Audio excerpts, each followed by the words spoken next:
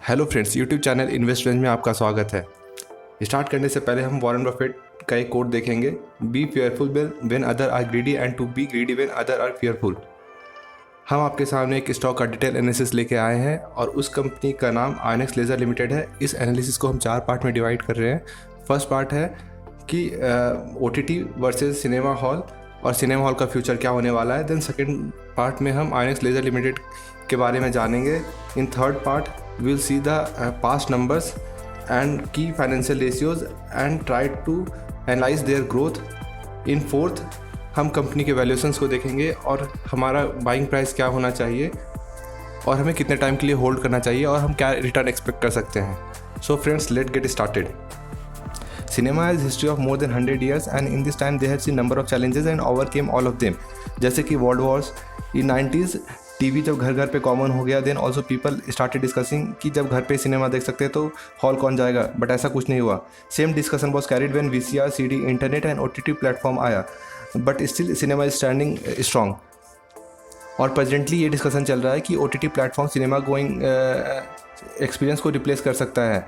और जहाँ तक हमें लगता है, watching movie in multiplex is totally different experience and can't be replace by OTT platform mainly because of 2 reason. पहला, sound picture quality, large screen, 3D effects, and watching movie in multiplex is a experience and give much higher feelings of being entertained.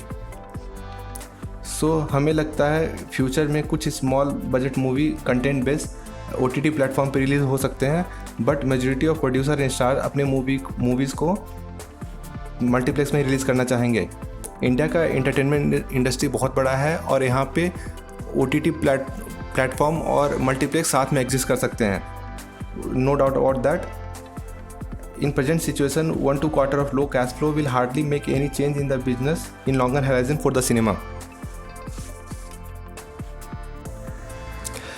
Let's talk about INOX Group. INOX Group is in multiple business segment जैसे कि industrial gas, entertainment, chemical, renewable energy under number of companies like Gujarat Fluorochemical, Inox Leisure Limited, Inox Wind Limited, GFL holding. But हमारा focus Inox Leisure Limited पे होगा जो कि multiplex business में है। अब हम मल्टीप्लेक्स इंडस्ट्रीज़ की बात करें तो एक इंडिया में कंसिस्टेंट ग्रो कर रहा है। इन 2010 they had only 10% of total number of screens, जो कि 2019 में ये 40% हो गया है एंड इन फ्यूचर ये नंबर और स्ट्रांगली ग्रो करेगा बिकॉज ऑफ मल्टीपल रीज़न। पहला, high profitability. In 2018, they account only 31% of screen but 55% of box office collection. Second है superior location. Third, better experience in terms of high quality of video and audio. उसके बाद India, ऐसे जैसे हम देख सकते हैं, India is the largest producer of movies in the world, but screen per million people में हमारा प्लेस बहुत ही कम है। We have 7 screen per million people which is quite low compare to China जहाँ पे ये नंबर 37 है एंड US में ये नंबर 125 है। तो यहाँ ग्रोथ का बहुत स्कोप दिखता है। मल्टीप्लेक्स स्पेस में 2 कंपनी लिस्टेड है, एक PVR और दूसरा Inox Limited. And for investing purpose हमें आयनेक्स ज़्यादा बेटर लगता है compare to PVR because of multiple reason. पहला कि आयनेक्स वर्चुअली डेप्ट फ्री है जबकि PVR के पास क्लोज टू 1000 करोड़ का डेप्थ है and in Inox promoter holding is quite high, जिससे हमें प्रमोटर का कॉन्फिडेंस दिखता है कंपनी में, whereas in PVR that is close to 18%। Then हमें आयनेक्स का वैल्यूएशन भी बहुत अट्रैक्टिव लगता है compare to PVR and they have neat and clean management compare to PVR। So for investing purpose we like Inox Limited more than PVR। Inox Limited is second largest multiplex chain in India after PVR with 626 screens, and in coming 5 years they are planning to double their number of screens without taking any external debt, जो कि बहुत ही अच्छी बात है। As we can see, INOX का pan India presence है and have access to wide variety of regional content and not only dependent on Hindi and English content. Number of movies जो कि 100 करोड़ से ज़्यादा बिजनेस कर रहा है has increase significantly in last few years. जैसे कि हम देख सकते हैं 2008, 9, 10 में ये नंबर 1-2 के अराउंड होता था and in 2019 they are 19 business that has cross 100 crore mark. तो ऐसे कंपनी मल्टीप्लेक्स के रेवेन्यू को बहुत अच्छा बूस्ट करता है, इनके प्रॉफिटेबिलिटी को पॉजिटिवली इम्पैक्ट करता है। इनका बिजनेस मॉडल समझने से पहले हमें इनका रेवेन्यू का सोर्स देखना देखना चाहिए। तो बेसिकली इनके 4 रेवेन्यू के सोर्स हैं। पहला नेट बॉक्स ऑफिस कलेक्शन, उसके बाद फूड एंड बेवरेजेस से इनका रेवेन्यू जनरेट होता है जो कि अंदर ही खाना बेचते हैं। देन एडवर्टाइजमेंट और अदर, जैसे कि कंपनी ने कहीं इन्वेस्टमेंट किया है तो ऐसे।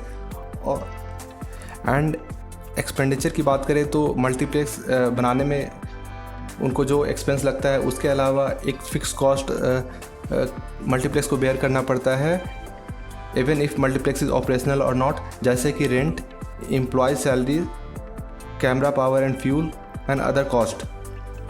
And in this pandemic Inox Leisure Limited ने मल्टीपल स्टेप्स लिया है जो कि इनके फिक्स कॉस्ट को कंट्रोल कर सके और ये अपने लॉस को डिक्रीज़ कर सके।